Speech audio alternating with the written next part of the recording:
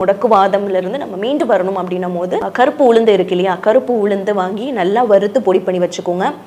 பெருங்காயம் அதையும் நல்லா வறுத்து பொடி பண்ணி வச்சுக்கோங்க. சீரகம் இதையும் வறுத்து பொடி பண்ணி வச்சுக்கோங்க. மிளகு இதையும் வறுத்துக்கோங்க. பொருளையும் வறுத்துட்டு ஒரு டப்பாவில் அடைச்சி வச்சுக்கோங்க. சம அளவு எடுத்துக்கோங்க. இதை 1 டீஸ்பூன் எடுத்து நாட்டு வெண்டைக்காய் நீள் வாக்கில் நீங்கள் கட் பண்ணிங்க அப்படின்னா கட் பண்ணிவிட்டு இந்த நீங்கள் கலந்து வச்சுருக்கீங்க இல்லையா, கருப்பு உளுந்து, சீரகம், மிளகு, பெருங்காயம், இந்த பவுடரை அதை 1 டீஸ்பூன் அந்த வெண்டைக்காயோட ஒரு பகுதியில் போட்டுருக்குங்க. ஒரு 15-20 நிமிஷம் வச்சுடுங்க.